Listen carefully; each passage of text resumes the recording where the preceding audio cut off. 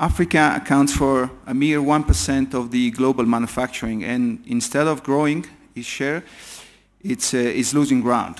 So the questions that our panelists have committed to answer today is how can the continent bolster its productivity and competitiveness and regain its share in the manufacturing space. I'm looking forward to a very interesting and productive discussions because of the high level of the panel and also because of the well-balanced composition. In fact, we have two policymakers. At my left, Minister Rob Davies, Minister of Trade and Industry of South Africa. Minister Aganga, Minister of Trade and Industry of Nigeria. I remember the audience that South Africa and Nigeria accounts for 30% of the GDP of Africa and 40% of the GDP of sub-Saharan Africa. We have an entrepreneur, Sachen Chandaria from Kenya, Executive Director of Orbit Chemicals. We have a manager, a CEO and president of Sealed Air, a multinational American company with operation in 11 countries in Africa. And we have a banker, Leslie Maasdorp, also an expert in economic development. I am Vittorio Massone, managing partner of Bain company from South Africa. Just a few words before we start on the structure of the session. The session will be 75 minutes. We will have 50 minutes of initial discussion. We'll have then about 10 minutes of Q&A before the closing remarks. I remember the audience and the panelists that this is an open session, so it's on the records and it's been filmed and streamlined by the forum. Good. Without further ado, I'll start with Minister Rob Davies. Minister, you've been in recent articles saying that manufacturing is the key to drive growth in South Africa and in the continent. You've been also quite optimistic on the opportunities and the future. So can you tell us about what you're doing and what your plans for the future for South Africa and maybe on a broader scale in the continent? Well, I think that the world as a whole is realizing or re-realizing the significance of manufacturing. Manufacturing is where you add value to products and where you start to build sustainable wealth and development. So I think that manufacturing has been the trajectory under which every single country that has gone from being a developing country to a developed country has traversed. And I think that Africa has been experiencing in the last few years an important growth spurt driven by at least 5 factors. And the first one is a mineral products boom, but that's the supply of mineral products to support industrial development somewhere else. The second one is we've had a consumption boom in Africa, which I think has seen huge leaps in terms of use of technology like ICT and cell phones and things like that. The third one is we've had improved economic management. The fourth one is we've had some infrastructure development, but not enough. And then the fifth one is we haven't had a sovereign debt crisis or a banking crisis in the African continent. So I think those 5 factors. But what we need to do now is we need to consolidate on this growth spurt and turn it into a developmental effort. And I think that means that we have to have industrialization. Now, one of the things that we're doing as a continent is we are trying to broaden regional integration, create more integrated arrangements between our regional communities. And I think that this is a very, very important venture because I think it corresponds with what we need to do to create conditions, better conditions for industrial development. We're all doing things in our own countries, but the fact of the matter is that all of us, by global standards and by the standards of the countries which, developing countries which are now emerging economies, our internal markets as individual countries are just too small. But if you start to look at the numbers on a continent-wide basis or even across 3 regional communities, we start to hit the scale that India or China has. And again, if you look at the world economy and you see that the developed world is in for a rather lengthy period of relatively low economic growth and even recession for some parts of the developed world for some time, I think you can see that the possibilities of export-led growth targeting developed countries, which a number of emerging markets did in the recent past, is not really that open to us. And so we need, yes, we need to be players in the world economy, but we also need to strengthen our domestic market base to sustain industrial development. And it's here, I think, that the regional integration programs, which are broadening region across regions, but also seeking to combine that with infrastructure programs which can then themselves create the conditions for enhanced real economy activity, and also programs to cooperate around the promotion of value-added productive activities. I think this is the way that we have decided we need to go, and I think it is correct. As I say, as individual countries, we are doing a lot of things. In South Africa, we have an industrial policy action plan, which is an annual program. We renew it every year, and we build on it, and we don't just put a general wish list, but we have actual actions, and they are both sector-specific and trying to create a better environment and more supportive structure for manufacturing. And I think we have made a decision that manufacturing is a priority activity, and that when we build infrastructure, as we are doing in South Africa, as we're doing on the African continent, it is not just to have the infrastructure in place, although it is to a large extent around that, but it is also to use infrastructure as a means of promoting industrial development. Excellent. Thank you, Minister. Minister Aganga, from Nigeria has experienced a huge growth and is expected to become the largest economy in sub-Saharan Africa in a few years. But still, there are a lot of challenges, especially in terms of poverty. And the economy is very concentrated in agriculture and oil and gas. But, and the Minister Davies mentioned about value-added activities, so probably challenging poverty with value-added activities, and the whole concept of beneficiation is one of the things in your agenda. But can you tell us more about what you think in Nigeria will happen in the future years? Okay. Thank you very much. Let me first of all start by saying history has shown that no country has moved from a poor country to a rich country by relying entirely on exporting foodstuff, raw materials, without having a very strong manufacturing sector and an advanced service sector. Britain copied this, I think it was King Henry VII in 1485, when Britain decided to emulate the rich Florence from Italy, the Dutch Republic, that they were exporting wool to, and they were manufacturing wool clothing, and they were rich, Britain was poor. It was in 1485 that King Henry VII actually started changing that and started changing Britain into a rich country through manufacturing.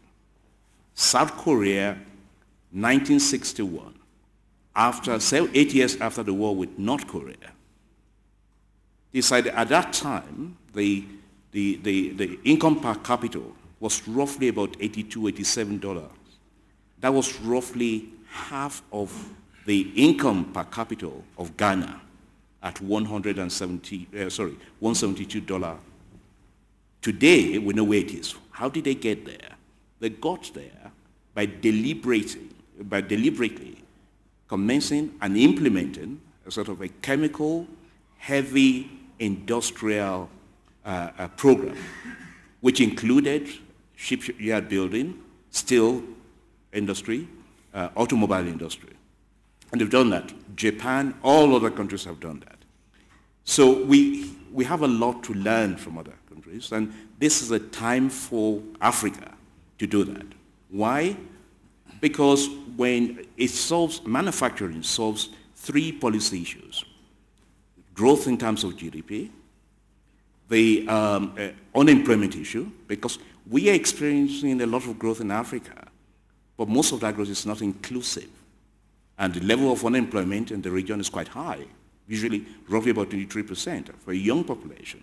So manufacturing, with all that comes with it, is one of the solutions to unemployment.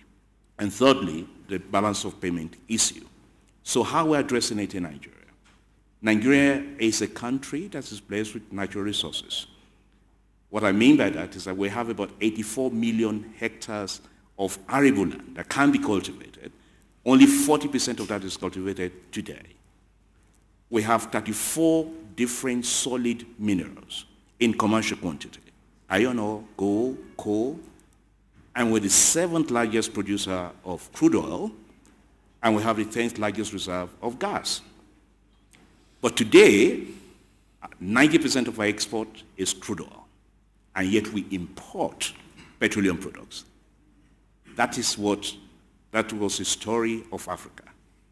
Going forward, we have commenced our industrial revolution plan, which is basically on value added. So we're focusing on our Greek businesses in terms of areas. There are 3 areas of priorities. We're looking at areas where we have competitive and comparative advantage, labor-intensive sectors. So in the area of agriculture, we're looking at food processing, we're looking at textile and garments, we're looking at sugar. Today, we consume, or we produce only 2% of the sugar we consume in the country. We're looking at area of palm oil refining.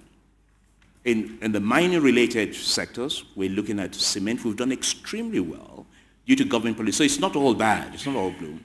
In 2000, we produced 2 million tons of cement. Now, because of the government policy, backward integration policy, we now have the capacity to produce 28.8 million tons of cement. By the end of this year, we should have the largest cement producing plant in the world and become a net exporter. So we can do that. That's just an example. Automobile is another sector we want to focus on, steel and metal. Now, when we talk about crude oil, I did say 90% of our export is crude oil. But actually, and then we import petroleum products. We want to stop that. Now, I talked about gas. We have the opportunity to develop a very strong petrochemical industry and become the hub, not only in Africa, in emerging markets. The example I tend to use is South Korea. South Korea doesn't have gas. Today, it has one of the biggest petrochemical sector in the world. South Korea imports gas from Qatar and turns that into, and today is the biggest. Africa can do that. We have that. So there are a lot of areas where, again, we can collaborate with other African countries, look at the area of specialization. I will come back to that. But I think that time, the time has come for Africa now to focus on manufacturing the value-added one. And I think if we do that, we will turn Africa, not just from a program, to a rich country. We will create employment for our people, and I think the world will stand and take notice of Africa. Thank you. Thank you very much, Minister. I think this is very interesting. We'll surely be back on this topic because one of the things we have observed in the world is that there is an acceleration in job creation when there is a high level of collaboration between policymakers and private sector that implement the policies. So, but I'm sure they will come up in the future. Sachen, you are a successful entrepreneur in Kenya. And so what is your point of view on manufacturing growth? What are the obstacles that you are facing on your daily life and in the long term? Thank you, Vittorio.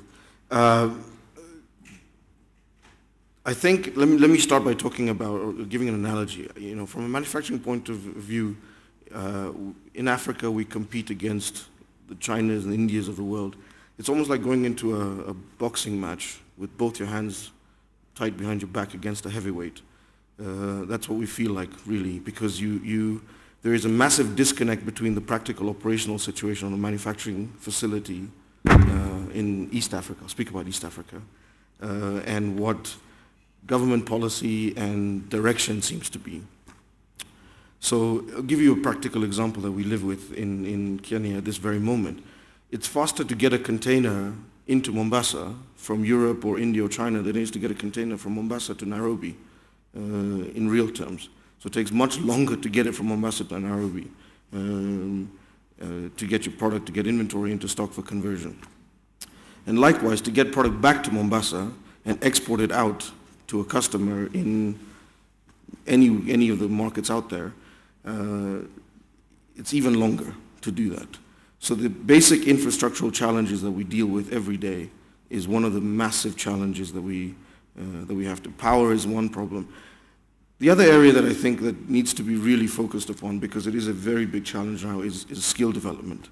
is relevant skill development. I think in Africa, especially in Kenya, again, we're creating a culture where everybody seems to want to be an IT billionaire overnight. The challenge we have is to find people that are ready to work at a middle management, engineering, mechanical engineering, electronic engineering level. Finding engineers is a challenge. I don't think our universities are training enough of the right type of skills that is relevant to create a strong manufacturing sector. The other appeal, I guess, to government is that private sector is not an enemy of government, even though skepticism exists between government and private, the way private sector is viewed by government. We are partners, and I think the request is to be treated as a partner. Development will only come when you sit in dialogue with private sector. I'm glad to hear that in Nigeria that's beginning to happen. Kenya, it is happening, but it doesn't seem to be acted upon. The government kind of makes policies that are totally independent of what private sector actually wants. So you end up with this constant argument about where the country should be going and where we'd like to. There's a lot of talk about manufacturing development and all the rest of it, but in practice, the reality is it's very difficult to actually get that done. And lastly, I want to just touch on one point. I think the area that is really going to drive that manufacturing growth, and this has happened, you touched on it, in the developed world, is really focusing on our SME sector. I don't think we nurture the SMEs well enough. I think we put up too many hurdles from a capital access point of view, from a regulatory point of view, from just a support mentoring point of view. It is very difficult for a young entrepreneur in East Africa to take that leap jump to the next level. I think those are the 4 points I wanted to talk about. Thanks. Thank you, Sachen. William, you surely can provide the perspective from a multinational point of view. Sealed there is present in 11 countries in Africa, 64 globally, and you have manufacturing facilities in 3 African countries, if I'm not wrong. So how do you see that improving in the future? Do you plan new investments? What are the conditions that will make you expand your operations in Africa? Sure, yeah. I think as my fellow panelists have said, manufacturing is important to development. I can think of very few societies, countries, or continents that have gone from poor to rich without a robust manufacturing sector. And interesting, I came to the forum 10 years ago in Cape Town, and I made a prediction which I'm somewhat behind on. I said that by 2050, Africa could be the manufacturing center of the world. We're a little bit behind on what I visioned 10 years ago. Last year in Cape Town, I sat on a similar panel in manufacturing with the trade minister and talked about how little progress we've seen in the last 9 years at the time. And I think there's some critical needs. I think Africa has the capability. I think it has the population. It's a huge market of close to 900 million people, as large as a market as a China or India or Europe or the US. The challenges are to make it a market rather than a fragmentation of different regulatory and political environments. I think that as I've looked at it over time, the challenges for really Africa to step up in manufacturing are several-fold. And one of the keys is infrastructure. The infrastructure that scale manufacturing needs is not adequate in Africa, whether it's power supply, whether it's internal transportation, roads, railroads. Back from the colonial times, most of the transportation infrastructure went from the center of the continent out so that all the resources of Africa could be mined, extracted, and exported. But there's very little transportation among the African countries. So clearly infrastructure is a clear need. The other is scale. Because of the lack of infrastructure, it becomes very challenging and the economics become difficult to invest in any scale in any one country in Africa. To really achieve manufacturing scale, you need access to the 100 or 900 million people in the continent. And as my colleague said, oftentimes it's easier to go from one city in Africa to another via Dubai. So clearly scale is a challenge in Africa. The third is the regulatory environment. It's very, very challenging, and there are issues. We have spent months and months trying to get containers of materials into Africa. My colleagues in Kenya remind me that one particular shipment took 7 months to clear through the process. And clearly it was equipment that could be used to manufacture product, put people to work, create jobs. And kind of the fourth, and I think we're beginning to see some hope here, is political stability. I mean, I think Africa has matured in terms of political stability, so that's a positive sign. But if I look at the scale of things that we need to do to make Africa the manufacturing center of the world in the next 20 years, there's a job ahead of us, and by working together, by cooperating, you will attract investment, you will attract jobs, but clearly there's a list of things to do, and I would put infrastructure at the top of the list. Excellent. I hope you're still so optimistic for the future, 20 years in succeeding that. Leslie, you're a banker, no? You're president of Bank of America Merrill Lynch, but it would be interesting, I think, to hear your opinion from another angle. You're also an expert of economic development, and you're on the board of Business Leadership SA, that represents the 70 largest corporations in South Africa. So what do you think about that with this specific angle? Thank you very much, Vittorio.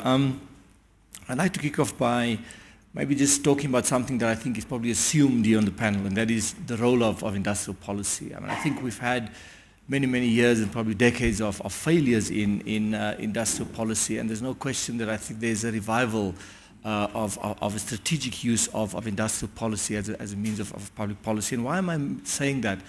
I think there is no question that we need to deepen the links between business and the state if we want to be successful. So in order for Africa to really achieve the vision which we've just heard of, to become the manufacturing hub of the world, I think we need to have a different form of a strategic partnership between business and the state. And we need that for many reasons. One of the reasons is that why we need industrial policy is we need to diversify away from stagnant industries.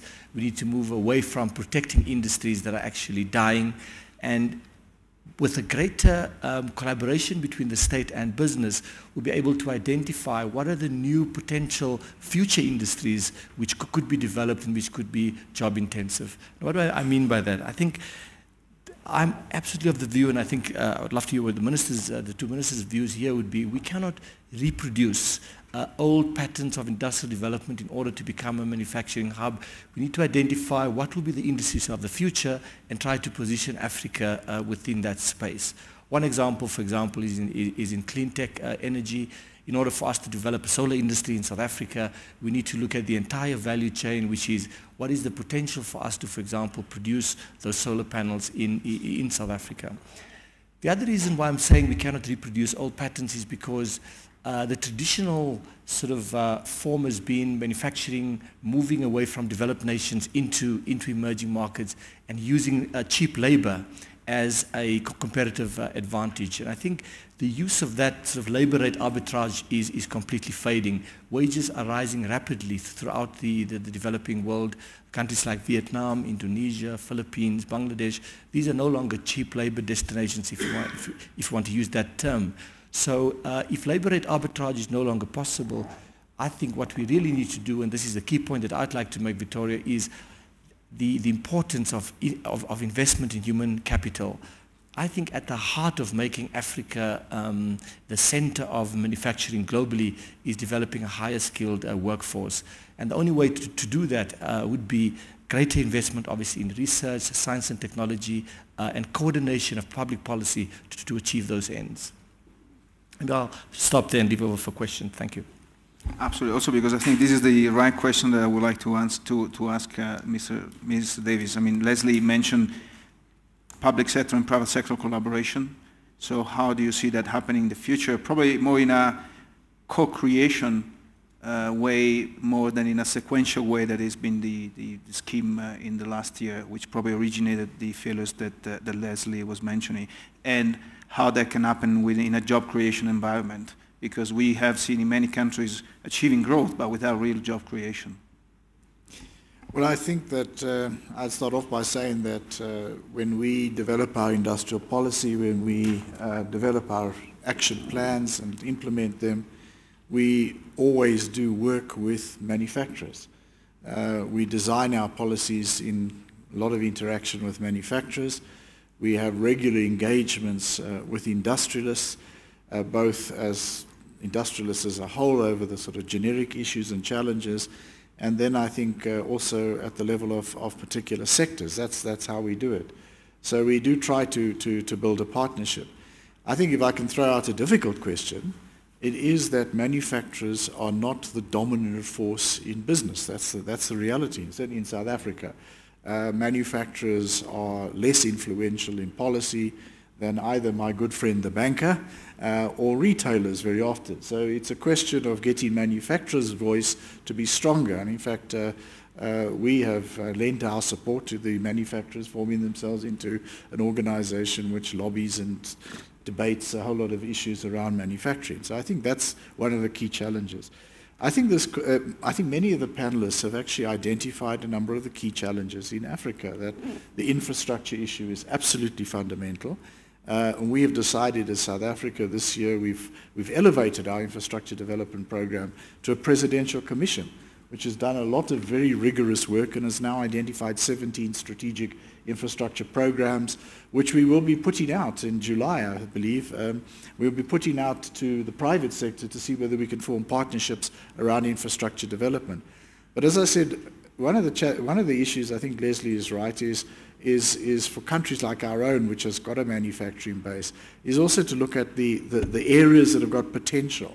And I think within each sector, actually, I don't think any sector as a whole can be said to be dying. I mean, even the clothing industry in South Africa, which has been shrinking, there are parts of it which have got potential. But I think the ones that we've identified, just to indicate, is that there's a whole range of engineering industries that can be producing inputs into infrastructure. If we get our infrastructure programs going in our country and on the continent, I think there will be a lot of opportunities for manufacturing industries producing inputs into those. Railway wagons, railway lines, power pylons, all of that sort of stuff. The second thing is that if we look at the next wave of industrial development, the last wave was the ICT. The next wave, everyone tells us, is green industrialization. Now, it's not just energy generation. It's actually a very strong element of competitiveness in any sector is energy saving and green technology and stuff like that. But energy generation is among them. We've taken a decision in South Africa that 25% of our next energy generation will come from renewable sources. And we tried to pick a scale that will allow us to get manufacturing industries, because we cannot be in the same position as we are in the ICT industry. We have service jobs, which are welcome in ICT, but we don't manufacture any ICT in Africa. We're largely service providers for somebody else's manufactured goods. We can't be in that space in green industry. So that's the second one. Agro-processing. I think the African ministers of industry as a whole have said agro-processing, huge possibilities. I think this is where Africa needs to move. We are very much exporters of unprocessed agricultural products and importers of processed food from elsewhere. We can do the processing ourselves, and I think that there's a number of international companies, certainly we're finding them in South Africa, that are now coming in and investing in that space, and we've given that a high priority. The other one is beneficiation of mineral products. I just want to give one example. This is something it's not even having any policy input in South Africa. But we at the moment are exporting titanium sands, mineral sands rather, which is used in various products like titanium, zirconium and so on. We get $440 a ton for exporting that as raw sands. We have a project in place now which is going ahead, which is past this feasibility study. It will turn that into a titanium alloy, not even parts for the aircraft industry, just titanium alloy, zirconium and other products. We will get $100,000 a ton for the titanium alloy. That is value which at the moment is going into somebody else's economy, and the jobs that go along with that, thousands of jobs, are going into other economies. So I think those are some of the things, you know, and then we've got chemicals, pharmaceuticals. I think there's a number of areas where we've identified many, many potentialities, but the way we have to do it, obviously, is in discussion with manufacturers in particular. And I think that it's elevating the significance of manufacturing. I agree with everything everybody said about the significance of manufacturing. I think everybody has hit the right buttons that we need to touch. Infrastructure, skills, engineering skills, those are huge challenges. I mean, South Africa, we may be slightly better off than other places here and there, but we've got the same challenges. And I think the regional market must be the basis, because China is turning to its domestic market now. This is where its growth, its manufacturing growth, is coming from. That gives us some opportunities to consider exports of even value-added products into China. We're trying to find those opportunities. But I do think that the regulatory regimes, and actually they're not about tariffs, they're actually about other things. They're about things like transport permits and all of that kind of stuff. We really do need to jack up on all of that. Thanks. Thank you, Minister. I think I will later pick up on one point on the SMEs, which also was mentioned by Sachen, because that's how you make that growth happen from an SME perspective to become a larger company and then use that. But first, Minister Aganga, Nigeria and South Africa, as we said, are the largest economy, and everyone has mentioned infrastructure as one of the big roadblocks. And infrastructure cannot be planned, shouldn't be planned at a country level, but should be planned at a continent, or at least at a regional level. So the question might be, what can Nigeria and South Africa together to lead the continent into a much deeper level of integration from a political perspective, but to drive the policies and to drive that integration in the economic policies that is needed to make that happen? Well, thank you very much. I think there are a number of things which we can do, even as a continent, in terms of collaboration. One is actually sharing best practices and learning from each other. And we've done that quite well, and we'll continue to do that. Rob and I are meeting again this afternoon to talk more about some of those things. But you talked specifically about infrastructure. And I think what the continent needs to do, and also the national level needs to do, but at the continent level, we've talked about the importance of infrastructure for many, many years and have done very little. And I think the reason for that is that we have not put together bankable infrastructure projects, trade-related infrastructure projects. When you have bankable trade-related infrastructure projects, the financiers will come in because it's about money. It's about making money. Money will always follow money. They will chase it. I'll give you an example. In West Africa, sometimes it takes roughly about 6 weeks to move goods from Nigeria, for example, to Ghana. 6 weeks. And some might tell me that it's perhaps easier to move goods from Nigeria to China than move goods within Nigeria, for example.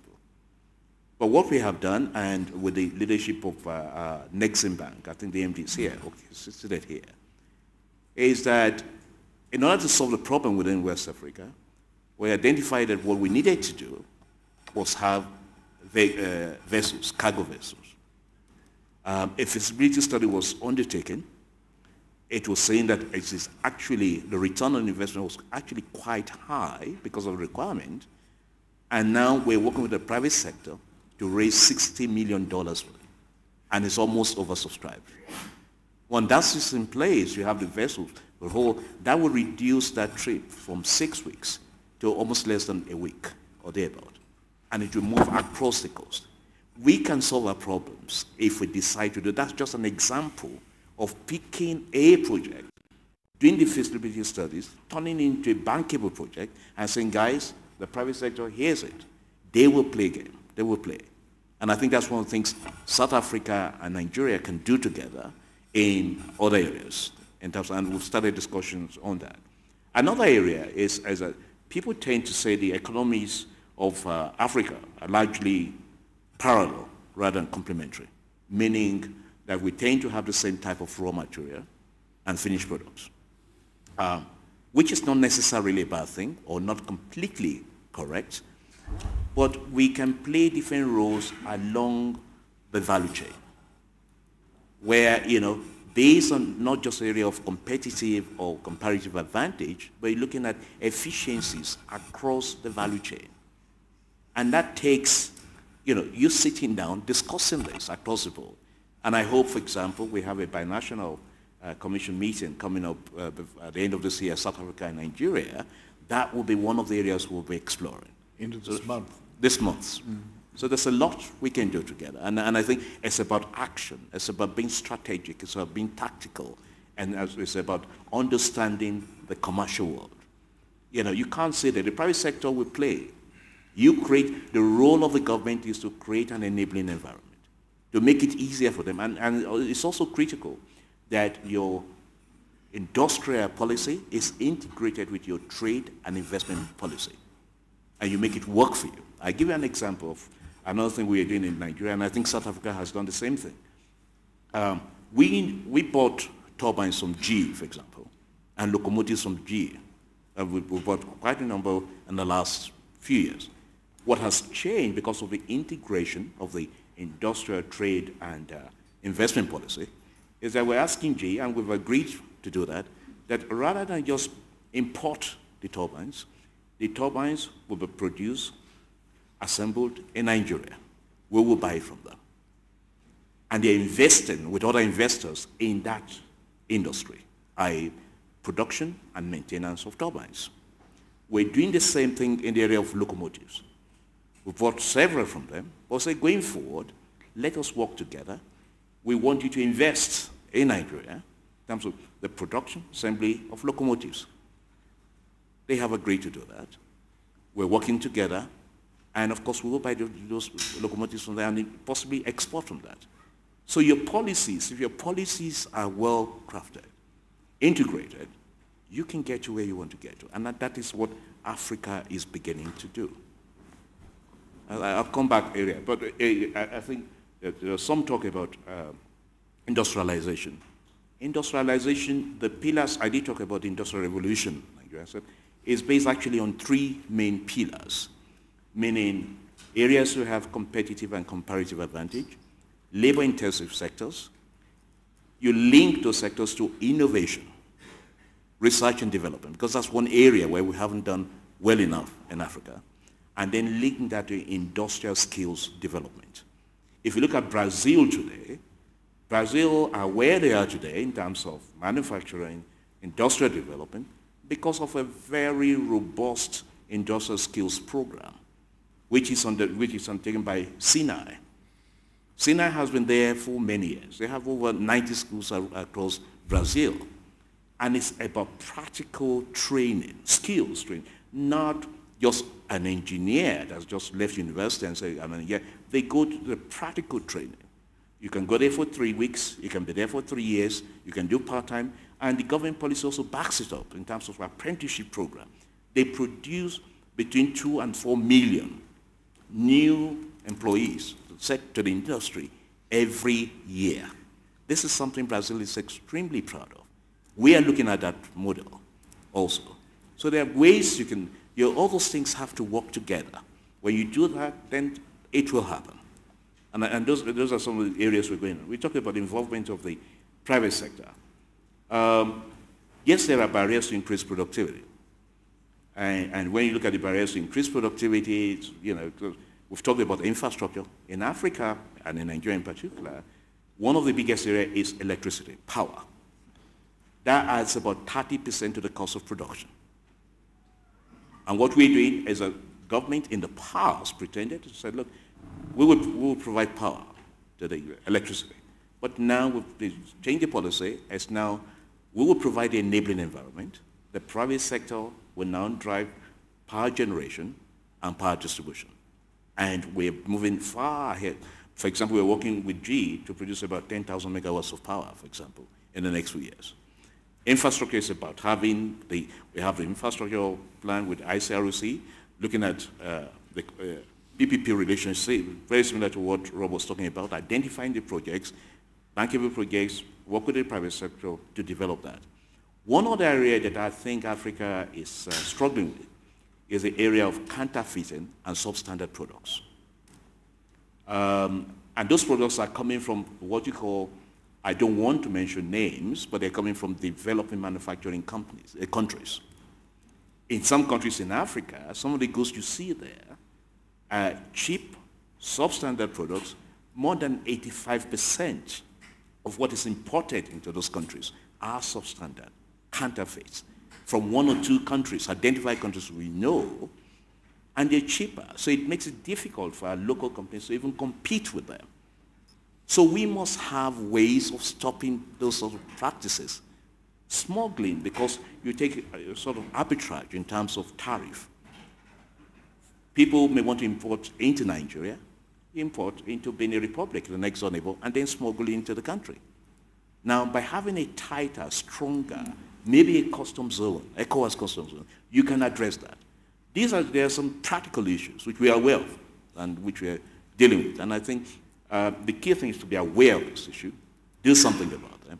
But I'm very optimistic. I still share your aspiration for Africa to become the hub of, the manufacturing hub of the world by 2020. I think we can do it. It's a matter of doing things.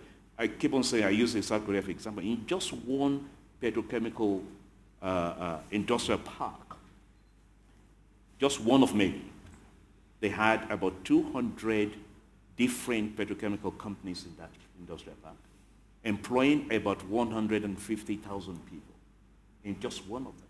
And they don't have the raw material. They imported it. We can do it and do it better. That is the spirit. That is the direction we should be going. Thank you. Excellent. Thank you, Minister. Sachen, you mentioned SMEs. And in my years in Africa, I have the luck to be in touch with a number of entrepreneurs, young entrepreneurs like you. And when you ask them, in what business are you, they start telling you about, I'm in the clothing business, I am in the logistic business, in the retail business, and in the telecommunication business, and they take like 10 minutes, and they are probably in 15 different businesses. Each of them probably very successful, but never with the right scale to be able to then become a regional player or become something bigger. Why is that happening? I think the answer is legacy. The point earlier made is in Africa it's very difficult, has been very difficult to scale up in any individual industry to a point where you become a competitive, sizable operation. So if entrepreneurs wanted to be successful, they had to by default almost get into 10 different industries to scale up across 10 industries, small in each, but overall a large enterprise. The background is just that we've never had consumer spending at the level it is today. We've never had buying power where it is. We've never had requirements for infrastructure where they are today. So you haven't been able to build these Pan-African construction companies. You've not been able to build I mean, if you take the example of Kenya Airways only became a real regional Pan-African operator in the last 5 years. The markets opened up, access to all those different markets started with the dialogue that's been happening across the continent on trade. So I think now we should start seeing that transition into where those SMEs, which were in 10, 12 different operations, will start focusing on maybe 3 or 4 and really scaling up those 3 and 4 because the opportunities are existing now. Does that answer the question? Excellent. Thank you. William, to start realizing your vision about manufacturing in Africa, and if you could write down, and you have 2 of the most important policymakers in Africa, if you had to write down 3 conditions for you to double the size of your investment in Africa, what would these three conditions be? Sure. No, that's good. Good question. But I would like to follow up on Sachen's comment on the SMEs. I think that's one of the challenges. Even though you may have large groups in Africa, there are groups of smaller companies because they haven't been able to achieve the scale. And I think as a global investor with the opportunity to invest in 6 continents and all around the world, the things that we look at that would be important for significant investment in our company in Africa are 3 things. One clearly is infrastructure in the broadest sense of the word, which includes roads and railroads and ports, as well as the ability to move goods around. The second is market access, because only through market access, through access to the 900 million people, can you really invest to scale. So clearly access across borders, simplified procedures for crossing borders, little or no tariffs, perhaps something as radical as a free trade zone of Africa. And I guess the third would be talent. Talent, human capital, as my colleague said on my left, is that you really need talented people, engineers, business people, even skilled labor, because manufacturing today is a lot more than someone with a wrench putting an automobile together or making a piece of steel. Manufacturing today involves computer skills. It involves very significant math and science. So clearly an educated group of talented people. Those would be my 3 demands where I could go to our board and say, I'm going to recommend a sizable investment in Africa because the conditions are there to be successful. Excellent. Thank you. Thank you, Leslie. About this talent issue and with a particular angle of innovation that has been mentioned as one of the drivers of growth in the manufacturing, how do you see South Africa doing? Do you see the right things happening? I think, again, underlying what all of us have been saying this morning is the need to attract foreign direct investment, and increasingly that's becoming very, very competitive, right? Because you're competing against every other nation, so we've got to identify what are the ways in which we can differentiate ourselves. Clearly, one of the ways to differentiate ourselves is to try and remove the obstacles that remain for attracting greater foreign direct investment. So my starting point is that it's typically multinational corporations that spur innovation, that are able to invest in higher sort of value jobs, and are able to set up the kind of world-class research and industrial research facilities which we require. Because to develop those organically takes a very long time. That brings me to the other point, which again was implicit in what everyone here has been saying, and that is that our markets individually are too small. I mean, our countries are really quite small, so we have to look at it from a regional perspective. So in South Africa, we're very much integrated in SADC, and as the Minister said, that is driving our policy. The other aspect, and again, I agree fully with the Minister from Nigeria, that one of the biggest constraints on growth is the constraint on power in Africa. And I think for me, what is required now would be greater, and if I can think of what would be the 1 or 2 game changers, what are the things that if we come back next year, Vittorio, when we ask what has changed, I think greater collaboration to unearth some of the big, let's take hydropower. We have the potential to power the entire Africa where if we can get governments to collaborate, for example, around Inga. This country has, Ethiopia, I'm told, about 4,000 megawatts of installed capacity. This is a fraction of what this economy needs. We have in South Africa about 42,000 megawatts of capacity, and we need to double that. In order for economies to grow, in order for manufacturing to grow and prosper, in order for us to become the hub of manufacturing in 2050, we need to have the energy to be able to do that. So unfortunately, there are no one or two quick sort of fixed solutions. It's the combination of all of these policies working in harmony that is required. One other aspect, for example, is just exchange rate volatility. In order to export your goods, you need a bit of a stable regime. You need to be able to predict prices. And when you have a situation of very volatile exchange rates, it's very difficult for firms and production managers and companies to plan. Thank you. Excellent. Thank you. Thank you, Leslie. Minister, I would like to be a bit provocative with you, because we mentioned infrastructure, we mentioned energy and power as one of the big issues, talent management, and given the distribution of delegation throughout the government, all these topics don't fall necessarily in your portfolio. So how do you see happening now and in the future the collaboration and the coordination between policies of all the different ministries involved? Well, we do have systems of coordination within our government. We have clusters and things of that sort. And I think there is a recognition, a growing recognition that some of the matters need to be informing each other to a greater extent. I think that is the way we're going. I mean, take, for example, the question of skills development. You know, we actually elevated that to a separate ministry in this administration. So we have been giving quite a lot of effort to trying to address some of the shortcomings we've had in getting more value for money out of skills development, particularly engineers.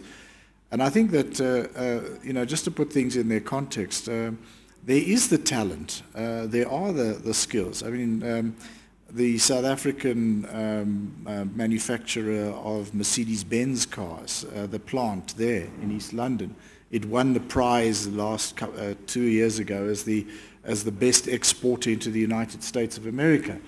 So you know, we can actually do it.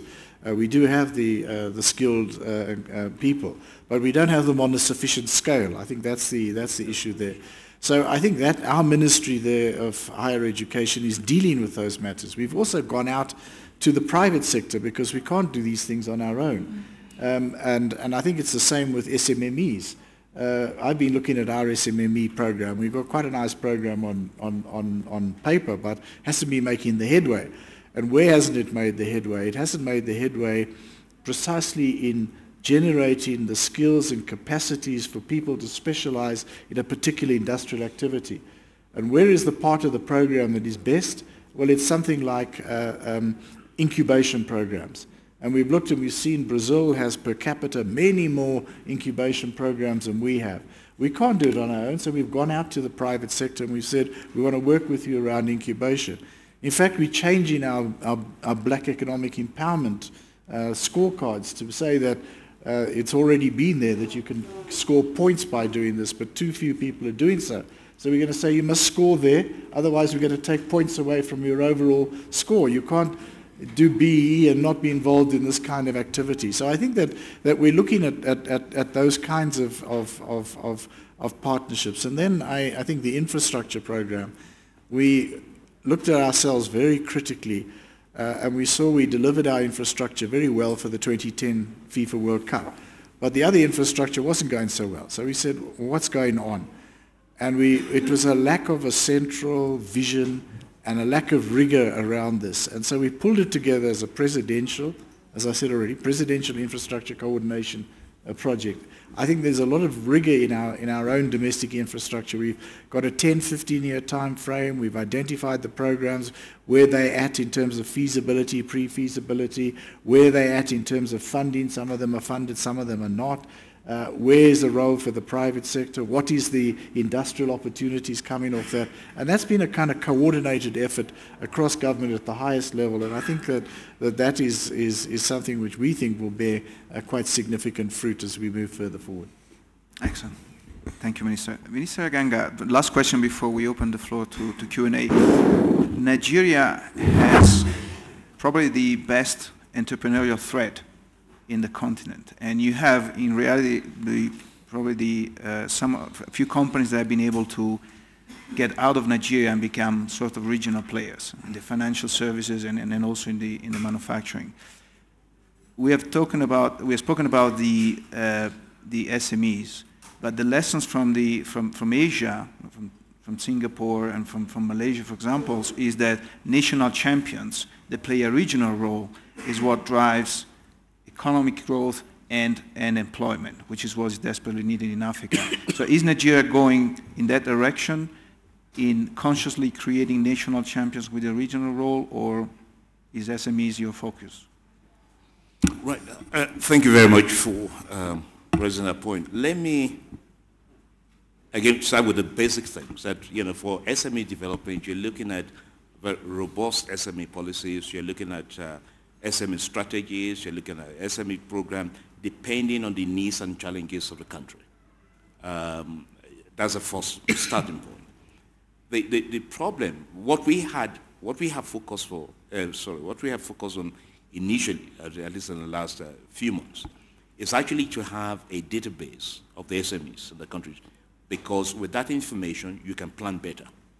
So I can now give a rough idea and say, well, SMEs in the country, because we know that it almost runs in the blood, almost the average Nigerian is an entrepreneur, there are about 17.6 million SMEs in the country as of today, employing about 34 million people, contributing about 45% to the GDP in total.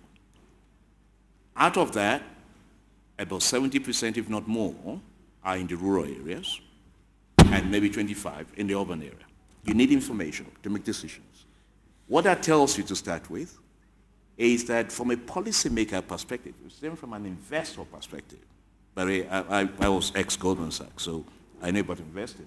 By the way, my portfolio is about investment, trade, industry, and SMEs. So it covers 4 broad areas. So from a government perspective, it is a sector that creates job opportunities. There are some forced entrepreneurs who have to do that just to earn some living. And that is critical for developing economies where you have high level of unemployment.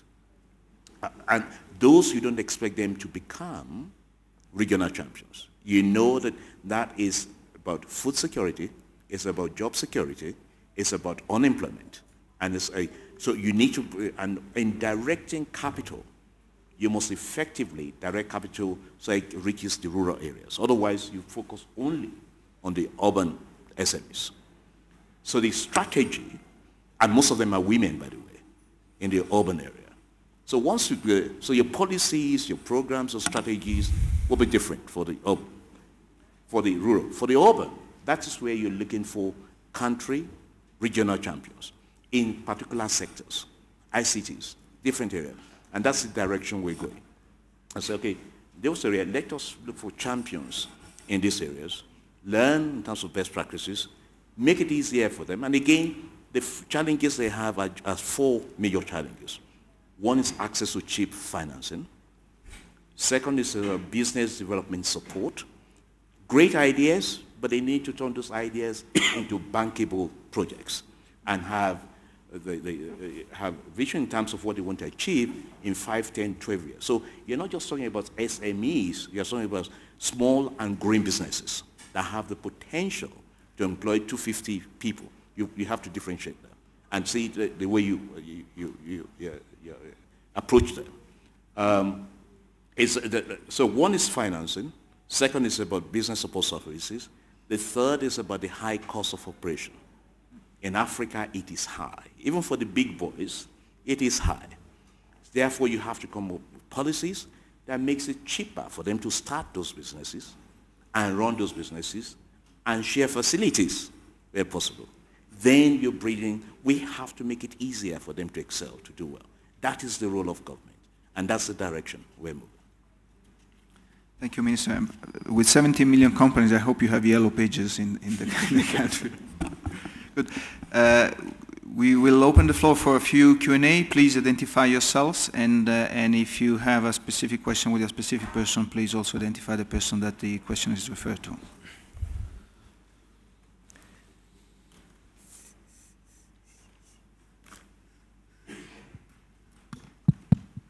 My name is Mrs. Sinkanashi Jugu. I am a Minister of Mines of Ethiopia. I would like to thank all the panelists discussing in this manufacturing very important destination for Africa because it is high time for Africa to process its raw materials, both in agriculture and in the mining sector, to have more job opportunities and at the same time more value. So in my country, we are doing that. We are beginners, we are in the right track. We are trying to integrate the manufacturing with the, in terms of agriculture, with the farmers, and in terms of the mining sector, we have a very many small-scale miners who are working for their livelihood. We are working, and at the same time, we are creating conducive environment for the FDI, of course, overcoming or giving priority for the infrastructure, and also reforming our regulatory regime and trying to prepare the workforce also. So the challenge is still existing because we don't enhance this resource to be visible in the economic sector. So I would like to ask the policymakers of honorable ministers, when it comes to South Africa, you have told us, especially you have started, and everybody is saying, beneficiation is very important. We have to start it. And we are not starting it from scratch, but we have already awarded many licenses for those who export raw materials in terms of mining sector. You told us that you have started titanium and zirconium to process. What is the challenge? How are we going to apply for the others also, Is it a policy issue imposing, or of course, based on mutual understanding? So that I want to know this so that it can be a learning ground for us. The other, for the Honorable Minister of Nigeria, you have said, you have exporting 90% of the crude, and now you are trying to make corrective measures. It's not only for Nigeria, even for us hearing this is very much painful. What was the critical problem to enter into this, and is it resolved so that we can, see the results in a very enhanced manner? What is the preparation? Just I want to know. Thank you very much. Well, thanks very much for the question. I think that the challenge of minerals beneficiation is a common challenge that many of us face. And I think that not too many of us, I gave an example of something that was just a commercial project. I think it was some public investment entities were involved in it, but it wasn't driven by any policy. I think the first thing we need to do as Africa is we need not to sign any agreements with any outside parties that involve us renouncing the policy tools that might be useful for beneficiation. And there are countries around or blocks around that are trying to get us to do exactly that. So I think that's the first thing.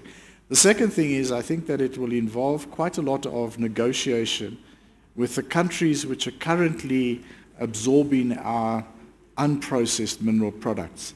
For example, in South Africa, we have discussed at the level of our strategic partnership agreement with the People's Republic of China, and we have an agreement, a bilateral agreement, that they will work with us to identify projects which they can invest in as China to beneficiate, so that there's a higher level of beneficiation of products that they receive coming from us. Now, I think that what we can do on a bilateral basis will be multiplied a huge amount if we had a common approach as Africa. If we approached China as Africa and said, this is what we want to achieve, we want to move from a situation where we are digging dirt out of the ground and sending it over to you, where there will be some level of processing, some level of investment in our countries. To do that successfully, there's going to be a few things we require. I think one of them is we have to have the infrastructure, including the energy infrastructure in place that can support some of those projects. The second thing is that we probably need to identify particular mineral products which are important. I mean, sometimes for domestic industrialization as well, we're going to need to have access to those materials, and probably sometimes not just on the old commercial arrangements. So what can we put in our licensing arrangements? We're having a bit of a battle with our iron and steel companies, because the access to the iron ore in South Africa, or at least the major part of the iron ore in South Africa, was conditional on a certain percentage being made available at cost plus a small proportion to support local steel manufacturing. So I think that we have to see what we do in our licensing arrangements as well to support that. But I think there's a variety of policy tools, but I think my overall point would be that I think we can do a huge amount more as a bloc in our negotiations and discussions with countries that are at the moment receiving our mineral products in primary unprocessed form.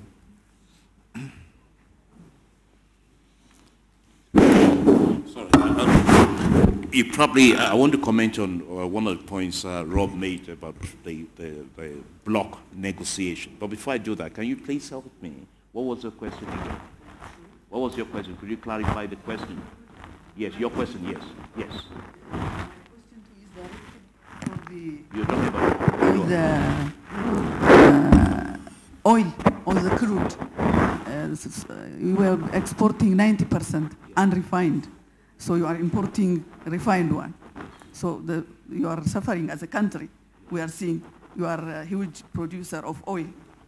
So what was the critical point that reached us to make us painful? And you told us there is a bright future that we are going to change. Okay. So that, okay, that's fine. How to enhance preparation, from the bad history. Okay, that's fine. Okay. Right. First of all, on Rob's comment about the power of the bloc negotiating together. I recall when I was finance minister, 2010, 11, and thereabout, at one of the World Bank summits, the African finance ministers told the World Bank, we appreciate everything you're doing for the continent, but we believe you're spreading yourself too thinly across the continent. Why don't you focus and help the continent in terms of one big thing that is holding the economy back, and that would even reduce the aid you want to give to that region going forward? And that one thing is let there be light, power. Okay? And that was the whole message to World Bank and IMF. And they started restructuring and helping along those lines. So it does help. And I think the industry ministers can come together. Of course, we're under CAMI, but I think we can be a little bit more proactive to achieve our overall goals as a continent or as a sub-region. We have this aspiration of becoming the hub of manufacturing globally. You can't do that just by talking. You need to sit down, strategize, come with a strategy, and implement it, and monitor your performance. So that is something, you need to take it from talking to action. You need to move to it, and that's what we need to do. Going back to your question about crude oil, you say the oil price is low, and you feel that God, oil-producing countries must be making a lot of money. But at the same time, you're paying so much for the petroleum products coming back. So net, you're not making enough money because you're not producing, you're not adding value. When you talk about trade, Africa trade globally share is about 2 or 3%. Not because we have reduced the amount of trade in terms of volume. In fact, it has gone up a little bit. It is because we have stayed at the low end of the value chain. And others have moved ahead in terms of the value addition. That is why it is now 2%. If you want to increase it, it was 10% in 1950. And down to about 2-3% now. Not because we export less, but because we've stayed at the low end of the value chain. So when you look at that, and when you look at the impact on your balance of payments, because you're importing heavily, with oil prices going up or high, it's a big drain on the economy of the country. So when you look at it, you just don't have a choice. And there are many ways you can do it. Again, this is where I keep on saying your industrial, your trade, and your investment policies have to be integrated. I think Africa was satisfied with exporting those coming in the past and all that, and those were our assets. When you have the assets, what the world wants, you have something to negotiate with. There are policies we could have put in place, which others have put in place, that have assisted them. So one is, for example, your investment policy to go heavily on investing in refineries, on petrochemical industry in terms of, that's if you have gas, propylene, ethylene, methanol, fertilizer, and refineries across the board. Another is part of the export. You have to do export permits. There are many of these IOCs that are willing and able to invest in the production of petroleum products in Africa. What we haven't done was ask them in the right way, through policies and all that. And we're changing that. So you bid for the contract, of course. There are conditions you have to meet, and there's nothing preventing you from tying that to that bidding, to the bidding also. So there are many ways you can achieve what you want to achieve. The problem was that we never focused on it. Now we know, and now we're focusing on it, and we'll get there. That would be my answer. Good. There's a question in the first row, and can I ask to, first row, can I ask please to be very concise in the question and the answers because we're running out of time. Thank you. Mohammed Jafar, KDD Kuwait. My question is to the ministers. Will the growth be rapid or will it be green? Yesterday we heard advice from China not to grow so fast as to create unsustainable problems that are environmentally toxic. Will there be constraints on manufacturing with regards to its sustainability or not? And would that add a burden on the projects that may not make it viable or not? To whom the question is referred?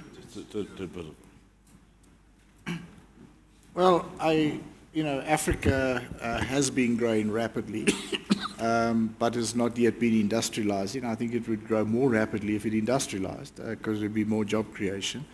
I think that maybe the question is about whether we need to bear green industrialization in mind when we industrialize. And I think I said already that I am convinced that an element of competitiveness and essentially global competitiveness will be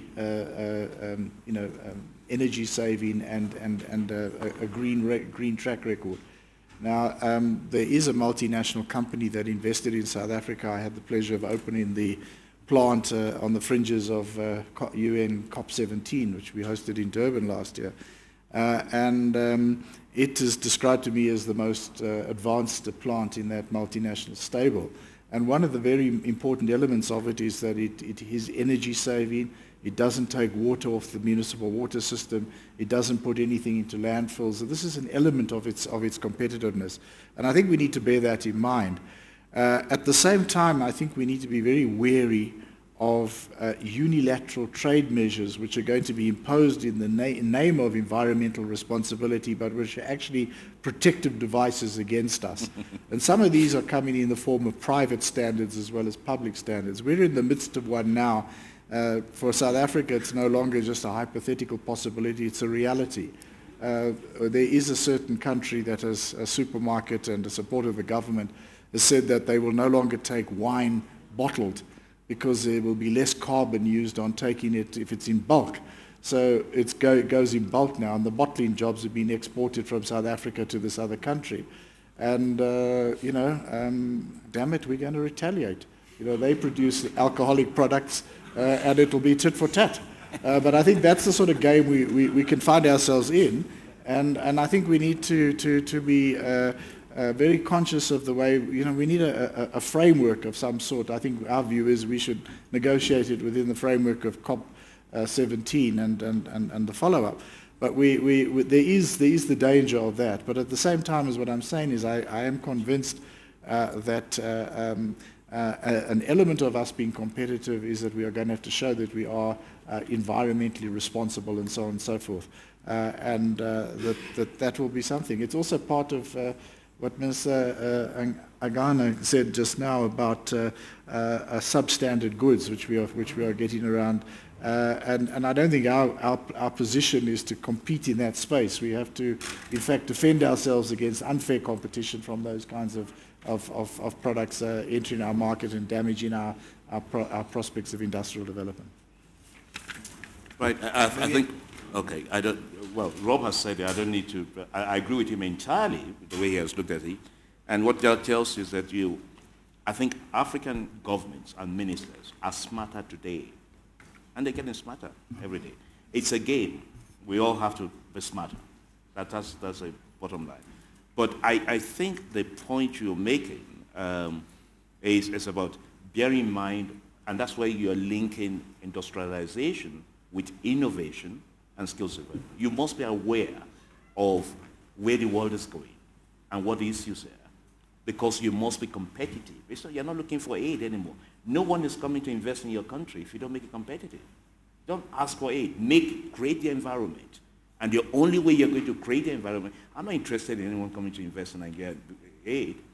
It has to work for them. They have to be able to make money for their shareholders. I have to create the environment and make sure that, I'm competitive. The world is changing, and we have to be able to play the game. One of the points which Leslie also made is a point about, also have your eye on what will be the needs of the future as part of your industrial strategy.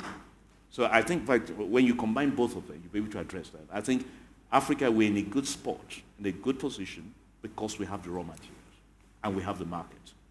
The other things about technology and capital, you can always play with.